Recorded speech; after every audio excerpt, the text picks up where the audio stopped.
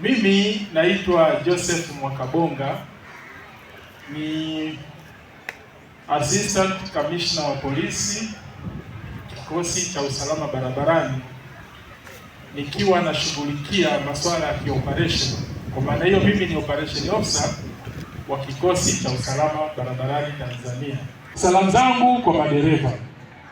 Madereva wengi hawapendi kufuata sheria za usalama barabarani. Madereva wengi wanaendesha kwa mujibu wa mihemko yao. Madereva wengi wanafahamu sheria lakini hawataki kuzifuata. Madereva wa magari makubwa ni changamoto, wanakimbia mwendo kasi. Madereva wa maroli nao wana changamoto za kwao.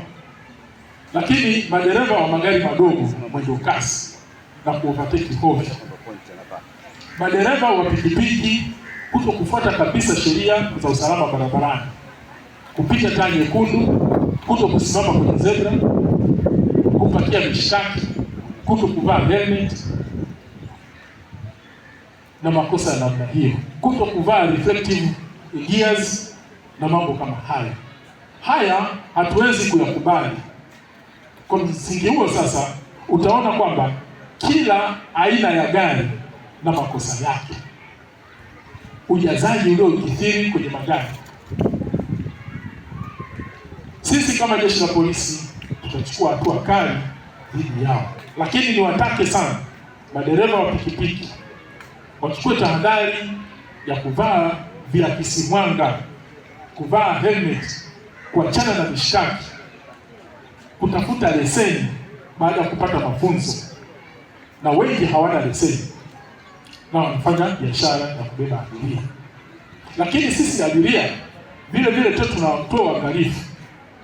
Sio kila dereva wa bodaboda ni dereva halali. Tujaribu kuangalia dereva anayekufaa kukupakia.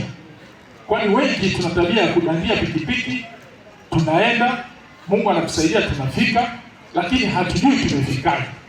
Tuangalie na mtu ambaye anaweza akakufikisha salama.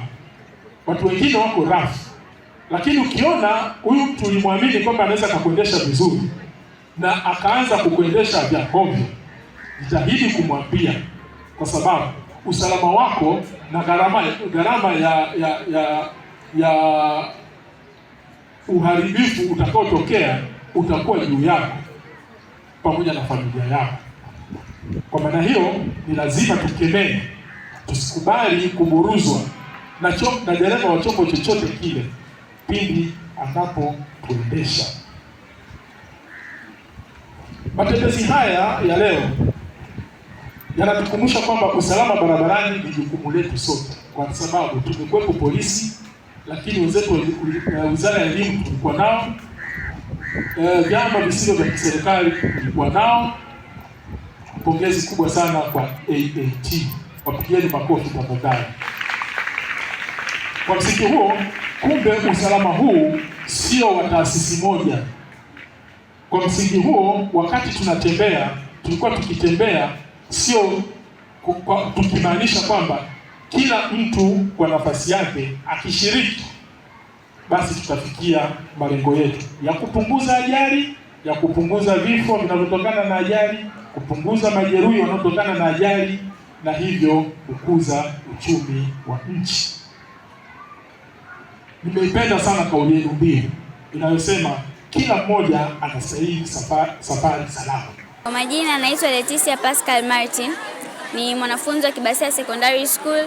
Leo tumejumuika hapa na wanafunzi wa shule zingine pia tofauti ili kugundua haki zetu za barabarani na usalama. Pia tumeweza kutambua alama tofauti ambazo hutumika barabarani. Kupitia elimu hii sisi kama tumekuja kuwakilisha hapa wanafunzi kutoka kwenye shule yetu, tutaenda kuelimisha na kutambua haki zao kama watumia barabara wa kawaida. Pia tunashauri watumia vyombo vya moto, madereva wote waweze kufuata alama za barabarani ili kupunguza ajali zisizokuwa na ulazima.